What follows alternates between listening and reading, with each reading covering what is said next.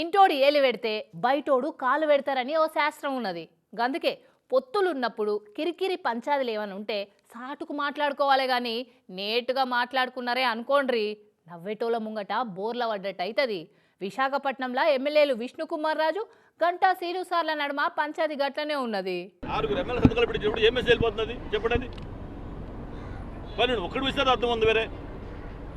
అంటే నాకు సంబంధం లేదు. మరి ఎలా మరి పెట్టారు మరి? ఇన్నరా BJP MLA Vishnukumar Raju sir మీద గంటా సీన్ సార్ ఎట్లా గరం అవుతున్నాడు. అంటే మీరు లెటర్ ఇచ్చిన తప్పు కాదు, నేను మాట్లాడేది తప్పు సంబంధం లేదని అంటే తప్పు అనేది కాదు, రాంగ్ కదా అది. మీకు ఆలోచన ఉండాలి కదా ఇచ్చేటప్పుడు. కనీసం వాళ్ళకి ఆ పెట్టేవాళ్ళకి వాళ్ళకన్నా బుద్ధి ఉండొద్దు, కనీసం ఏంటి తెలిసి చూసుకోవద్దు.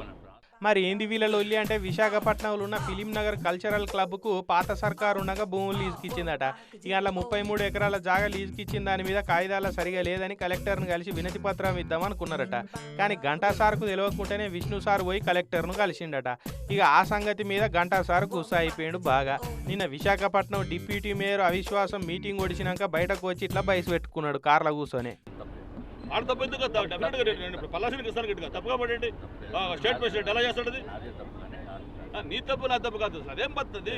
నేను కాదు అప్పటికప్పుడు రాసిచ్చింది కాదు కదా, అది ఏది టైప్ చేసింది. టైప్ ఎలా కాదు, టైప్ ఎప్పుడు ఊరి చేశారు? టైప్ అప్పటికప్పుడు టైప్ చేశారు దాన్ని అక్కడ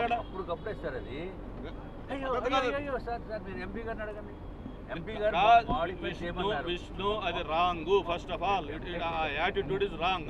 నా ఇలాకాలో మీకేం పని అండి? నాకు తెలియకుండా వచ్చి నా నియోజకవర్గంలో ఏలు పెడితే ఎట్లా అన్నట్టు? మీ ఇష్టం ఉన్నట్టు చేస్తే నేనైతే అసలే ఊకోనని సీని సార్ బాగానే చిరాకు పడ్డాడు. అటు విష్ణు సార్ ఉండి లేలే కలెక్టర్ను కలిసేటప్పుడు మిమ్మల్ని పిలుద్దాం అనుకుంటే మీరు గలవలేదు, అందుకే మేమే పోయినాం.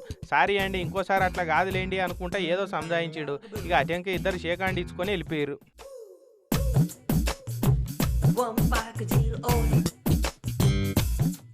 కానీ మీడియాలో కెమెరాల ముంగటనే ఇట్లా పంచాయతీ పెట్టుకునే వరకు పొత్తుల ఎమ్మెల్యేలకు ఇట్లా పొట్లాటలు పెట్టుకునేది నవ్వేటోళ్ళ ముంగట బోర్ల పడ్డట్టు కాదా?